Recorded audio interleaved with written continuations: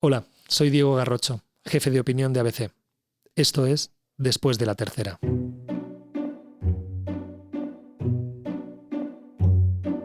Mateo Re es doctor en Historia Contemporánea y profesor en la Universidad Rey Juan Carlos desde el año 2004. Ha sido también profesor en la UNED y en el Instituto Italiano di Cultura de Madrid y en la Escuela Diplomática. Es experto en violencia política y en historia y política de la Italia contemporánea. Si bucean en YouTube, encontrarán que tiene hasta un canal de boxeo, deporte que practica desde los 17 años, aunque dice que lo hace sin violencia. Tal vez por eso sublima la violencia a través del estudio. Es un viajero compulsivo y me dicen que, cumpliendo el tópico italiano, es también un experto cocinero. Pero hoy no hablaremos de nada de esto, ni siquiera de su amado Inter de Milán, y mira que me gustaría. El profesor Re escribió ayer una tercera que llevaba por título De Nanterre à Nanterre, y en el que intenta rastrear los orígenes y la dirección de los disturbios violentos que se han sucedido en distintos suburbios franceses durante las últimas semanas. Así que hoy toca mirar de frente este preocupante fenómeno en el país vecino y que de algún modo nos afecta a toda Europa. Hoy viene, a Después de la Tercera, Mateo Re. Buenos días, bienvenido a Después de la Tercera, profesor Re. Buenos días, gracias. Estos días estamos viendo cómo arden las calles en Francia, tras la muerte de Naël, un joven de origen argelino, a manos de un policía en Nanterre. Se han quemado coches, comercios, escuelas. ¿Qué está pasando en Francia? Bueno, yo creo que lo que está pasando en Francia no es algo inesperado. Es decir, cuando se produce un tema de violencia policial, siempre hay revueltas que empiezan desde la banlieue. Muchas veces se quedan dentro de la banlieue. Sin embargo, es verdad que esta vez se han extendido pues a varias áreas, incluso del centro de unas cuantas ciudades francesas, con lo cual, bueno, pues esta quizá pueda ser la novedad, ¿no? Y también la idea de que en el fondo el tema de violencia policial haya sido más bien un pretexto para pues armar alborotos y que carece, sin embargo, de fondos políticos, yo creo. También hay una especie de competencia, una especie de rivalidad, de disputa entre las diferentes banlieues. Y esto se ve sobre todo avivada por las redes sociales, que es un fenómeno, en este caso sí, bastante diferente a lo que pasó hace ya unos años, en 2005, cuando gobernaba Chirac y cuando unos jóvenes, procurando, digamos, huir de la policía, murieron de manera accidental electrocutados porque se escondieron dentro de un transformador. Pues en ese caso también hubo muchísimas violencias dentro de la banlieue y digamos que esa disputa se hacía ya no, porque no existían todavía las redes sociales, sino a través del telediario. Es decir, estos jóvenes, en su mayoría jóvenes, en este caso mucho más jóvenes hoy, pues miraban en el telediario todo lo que estaba pasando y, digamos, se competían entre ellos para aumentar el nivel de violencia. Hoy se está haciendo a través de las redes sociales. No sé si estás de acuerdo, pero a veces desde España al menos da la sensación de que la propia iconografía de la Revolución Francesa podría haber romantizado la violencia, ¿no? Las expresiones de protesta en Francia tienen muchas veces un componente destructivo que pacífico o propositivo. No sé si tú localizas ese efecto romantizador de la violencia reivindicativa o si eso no tiene nada que ver con lo que está ocurriendo estos días en Francia. Bueno, yo creo que sí, que por lo general en Francia se suele romantizar la revolución. Pero claro, en este caso, como decía antes, los protagonistas en su mayoría son jóvenes, preadolescentes, con lo cual personas que supuestamente no tienen esa sensibilidad de remontarse a conceptos revolucionarios. Y también está el ciudadano de a pie que está viendo cómo, por ejemplo, están quemando el coche o están reventando las tiendas de su barrio. Y entonces, bueno, pues más que de revolución, hablarían de delincuencia, ¿no? Entonces, yo creo que incluso quieren evitar romantizar lo que está pasando, bueno, por varias razones, una de las cuales es el miedo que se está viviendo en las calles, un miedo que afortunadamente creo que ya se está reduciendo porque está reduciendo estos alborotos, pero yo creo que por ahí van los tiros, es decir, que hay una componente casi exclusivamente destructiva y no vemos detrás de estos accidentes, de estos disturbios, ningún objetivo claro. Es violencia por violencia, son asaltos de tiendas, incluso de tiendas de lujo, saqueos, y entonces, bueno, pues yo creo que el espíritu revolucionario, que sí, que evidentemente nosotros nos referimos a él muy a menudo cuando ocurren, digamos, situaciones de este tipo, pues en este caso yo creo que ni por un lado ni por el otro, ni por quien lleva a cabo estos alborotos, ni por quien los sufre, pues yo creo que van a incomodar la Revolución Francesa. Y en tu tercera de ayer mencionabas incluso una relación que yo no sospechaba, no tenía localizada, no tenía trazada, entre el mayo del 68 y ciertos movimientos terroristas. No una relación causal de que el 68 causara terrorismo, sino que sí que hubo, digamos, una cierta inspiración. Es como si la violencia hubiera buscado legitimarse a través de las protestas estudiantiles. Yo nunca había reparado en ese vínculo, pero ¿podrías brindarnos algunos matices sobre cómo fue posible? ¿Qué relación hay? Sí, en efecto, no hay una relación de causa-efecto, y esto lo detectó pues un querido amigo, recién fallecido además, Juan Avilés, un excelente académico.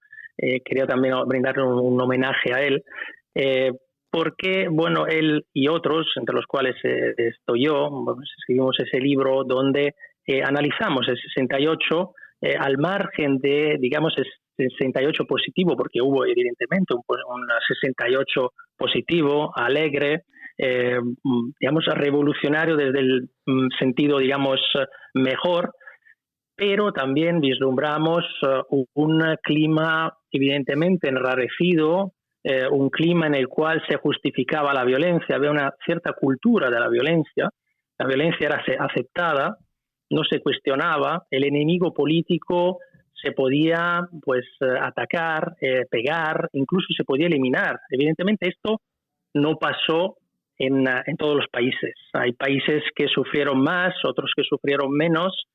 Curiosamente, el que menos sufrió fue Francia. El mayo francés nació justamente ahí, pero digamos que la violencia se exportó en otros países. En mi país, por ejemplo, Italia, ¿no? En Italia a veces hablamos del lungo 68, el largo 68, es decir, una época que empezó en el 68 y que terminó hasta en el año 1977.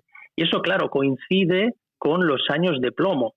Y hay un importante estudioso de fenómenos vinculados con el terrorismo, David Rapoport, que en un brillante artículo hablaba de oleadas del terrorismo y decía que los años 70 en Occidente se vivió la tercera oleada, es decir, la oleada del terrorismo de nueva izquierda. Evidentemente Rapoport luego se olvida de que no hubo solo un terrorismo de nueva izquierda, sino también de extrema derecha, sobre todo en la segunda mitad de los 70, y evidentemente también un terrorismo de tipo de corte nacionalista. Pero es verdad que pues ese clima, digamos, enrarecido, ese clima de justificación de la violencia, de alguna manera sí que, digamos, facilitó que esa violencia, que en el 68 era una violencia de baja intensidad, de ahí a unos años se convirtiera en una violencia mucho más, digamos, dura, peligrosa, armada, sin, repito, buscar de manera excesiva ningún vínculo causa-efecto entre estos dos fenómenos. Y de vuelta a Nanterre, hay quien señala que Francia, o que este tipo de disturbios son la prueba inequívoca de que Francia encarna una planificación de la inmigración fallida. Alojar a los migrantes provenientes de la descolonización en barrios alejados del centro y proyectados desde un imperativo racionalista no ha sido la mejor manera de cohesionar una sociedad, sostienen. No sé si estarías de acuerdo que incluso esa dimensión puramente material y urbana ha podido ser determinante en la construcción de los guetos. Sí, vamos a ver, las banlieues en realidad cuando se construyen pues en los años 60, 70, es decir, en un periodo bastante importante y emblemático de Francia. Son los años del baby boom, son los años de las migraciones internas, los años de las migraciones entre el campo y la ciudad, con lo cual digamos que la idea principal de la que nosotros llamamos banlieue, que ellos llaman las cités, es la de construir edificios para acoger ya no inmigrantes en esa época, sino más bien la nueva clase trabajadora francesa, digamos. Pero claro, la nueva clase trabajadora francesa de ahí a unos pocos años puede acceder a ayudas estatales que le permiten trasladarse a áreas mejores, y eso no ocurre con los inmigrantes. Los inmigrantes no pueden acceder a esos beneficios, con lo cual son reubicados en esas zonas que son las que hoy conocemos como banlieue.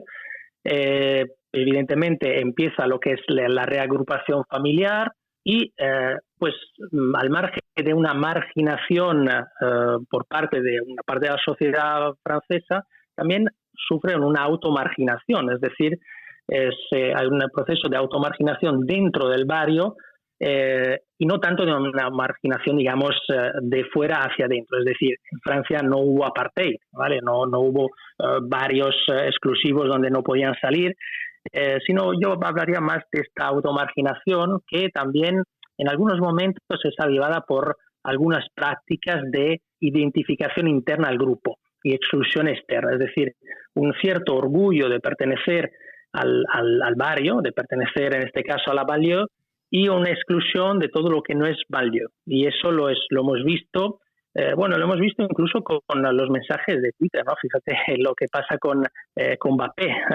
Mbappé incluso tuvo que escribir un tweet diciendo de par a los suyos, cuidado porque estáis destrozando vuestro mismo territorio.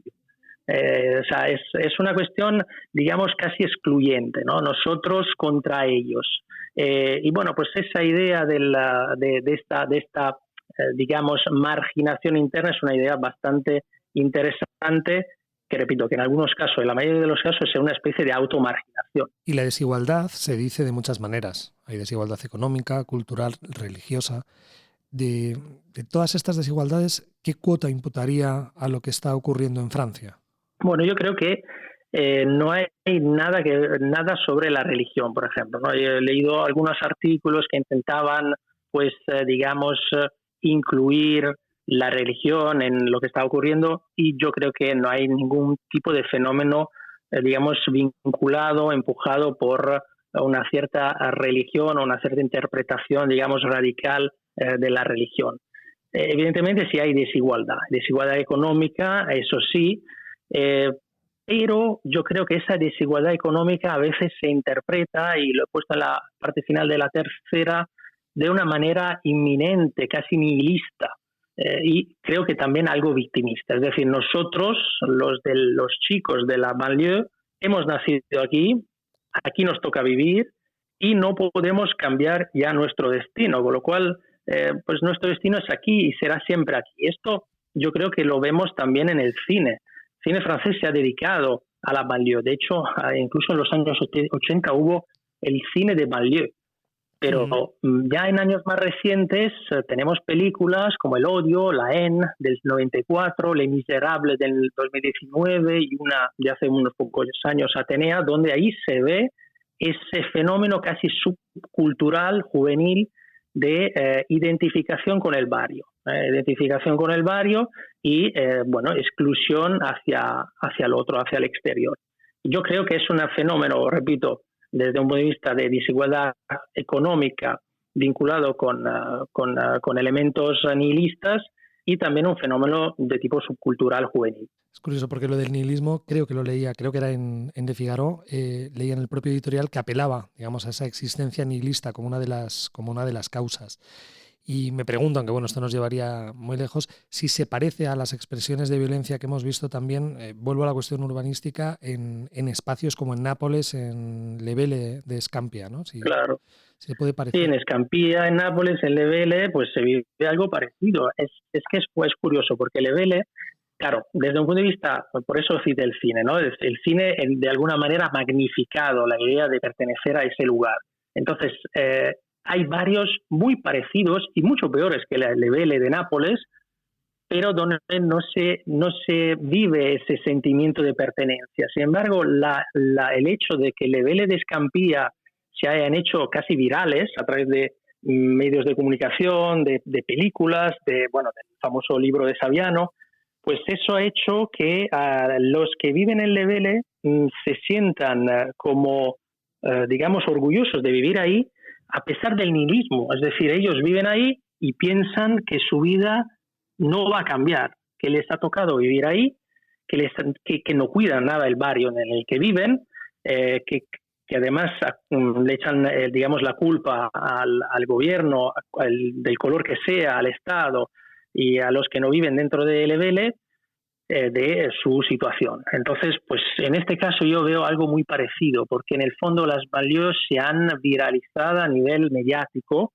y el chico de banlieue se siente de alguna manera pues orgulloso de vivir ahí, a pesar de decir luego que odia donde vive, a pesar de decir que quiere irse de ahí, pero luego no se va. Y no se va porque no puede. En algunos casos, evidentemente, es complicado salir de ahí, pero no es imposible. Entonces hay una idea, pues yo comparto totalmente, de ese nihilismo y casi victimista. Y profesor Res, si damos un salto en el tiempo y nos situamos en 2027, vemos que Francia muy previsiblemente va a tener que elegir entre Mélenchon y Le Pen. Previsiblemente, digo, si no se introduce ninguna variable, digamos, que ahora mismo no esté en el mapa. Uno ha mantenido un silencio casi doloso y no se ha pronunciado. Mélenchon no ha llamado a la calma, como incluso otras fuerzas de izquierdas le han recriminado y le han exigido el que se pronunciara sobre estos estallidos de violencia. Y Le Pen siempre resume estos estallidos de violencia en cuestiones casi estrictamente xenófobas. Me pregunto si ha fallado la democracia liberal a la hora de dar respuesta a este tipo de conflictos. Sí, bueno, yo creo que Mélenchon efectivamente o se ha callado o ha pedido justicia, que me parece bien, o sea, quiero decir, quiero dejar claro que lo que ha pasado es algo tremendo, ¿no? Con el policía disparando a un joven de 17 años, No hay duda, sí, claro. Pero exacto, eso nadie duda de eso, pero es que es verdad que Mélenchon, más que pedir calma, pidió justicia, que es algo muy diferente.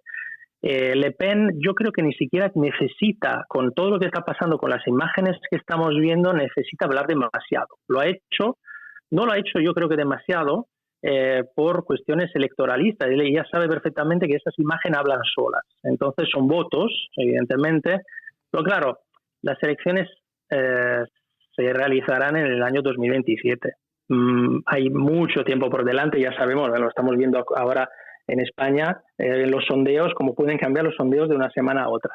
Entonces yo creo que esos problemas securitarios de defensa interna, digamos, de equilibrios internos, son problemas que si se votara ahora, evidentemente sí tendría peso en el voto, pero al votar en el año 2027, bueno, pues puede pasar de todo. Y no olvidemos que por lo general los votantes votan por movidos, digamos, por problemas de tipo económico, por el empleo, el desempleo, por las pensiones, y eso sí que lo vimos hace unas pocas semanas en Francia, todos los disturbios a raíz del cambio en las pensiones. Y yo creo que lo que pasó el 27 de junio con este chico, con Nael, y los disturbios que le siguieron, bueno, de que el 27 no creo que tenga ningún tipo de repercusión. Ahora bien, pues, y tampoco creo que esto se vaya a extender mucho tiempo. Lo estamos viendo que se está remitiendo de manera, digamos, casi natural. De hecho, pues la actitud de la policía ha sido de contención, meramente de contención. Hemos visto cómo pues procuraba que las violencias no fueran a más, pero yo digo que afortunadamente no hubo, digamos, una mano dura por parte de la policía. La verdad es que el problema parece endiablado. Yo te preguntarías, ¿cómo lo arreglarías? Si mañana, imagina, vamos a hacerle el experimento mental de que te nombran presidente de la República Francesa, siendo italiano, ¿por dónde meterías mano? Porque llevan también, creo que son 14 planes banlieue los que se han implementado a lo largo de casi 40 años, se ha invertido muchísimo dinero, pero efectivamente parece que el problema vuelve a rebrotar cada poco tiempo. ¿Por dónde le meterías mano? Es muy complicado por lo que dices, ¿no? Que ya se ha intentado y no parece que haya una solución, solución sencilla, evidentemente no la hay. ¿Es un problema de educación? Yo creo que sí. Es un problema de autoridad, también es un problema de autoridad. Y no hablo de autoridad policial, es una autoridad interna. Un problema desde un punto de vista familiar, estructural de autoridad interna en algunas familias de las banlieues. Pero el fenómeno es cultural, un fenómeno identitario de lo que estamos diciendo antes, ¿no? Al final, la idea, no tiene que calar más la idea de que es, digamos, bonito, cool, diferente ser del gueto. ¿vale? Es más, tendría que pasar la idea de que cuanto más te identifiques, puede ser hasta contraproducente, con lo cual, pues evitar una jerga propia, evitar una manera, una vestimenta que parece más un uniforme que otra cosa, y pues integrarse con el resto de la población. A veces se dice que no es sencillo, que hay unas dinámicas excluyentes, que puede ser que sean así, pero bueno, antes tú has citado le Vele de Nápoles, de Scampia. Hay varios en Nápoles que son iguales o más peligrosos que Scampia, pero la gente que vive en los demás barrios está totalmente integrada con el resto, quiero decir.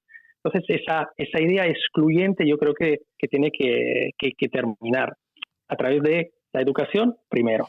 Y por último, esta es una pregunta que yo hago muchas veces fuera de este podcast y que estoy empezando a hacer a todos los que pasan por aquí en otro ejercicio de ficción.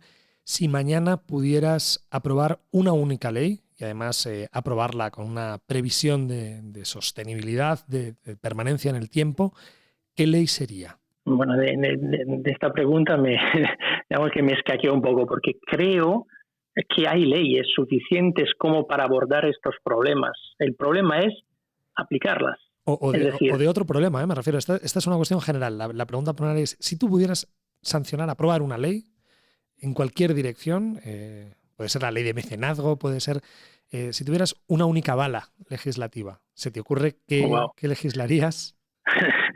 Bueno, así de pronto no. Yo creo que una única ley es complicado. O sea, una ley que no exista ya, porque que existe, ya vamos, se legisla prácticamente a diario. Y entonces yo creo que en general no sabría, en el caso específico que estamos tratando, yo creo que pues el problema es que se cumplan las leyes en determinadas áreas. Es decir, hay leyes, pero es verdad que hay una especie de ley interna dentro de las banlieues que bueno, pues que no se puede permitir, yo creo. Yo creo que al final hay una ley que es la ley del Estado y esa ley hay que respetarla y no, digamos, crear leyes paralelas y evitar respetar las leyes, digamos, generales de todos los ciudadanos. Profesor Re, ha sido un placer tenerte en el periódico en papel y en la web ayer miércoles en La Tercera, y ha sido un placer renovado el que hayas pasado por aquí para seguir conversando Después de La Tercera. Muchísimas gracias por venir a ABC. Muchas gracias y el placer es mío. Un abrazo. Puedes escuchar Después de La Tercera cada jueves en abc.es, pedírselo a tu altavoz inteligente, y también estamos en las principales plataformas de podcast como iVoox o Spotify.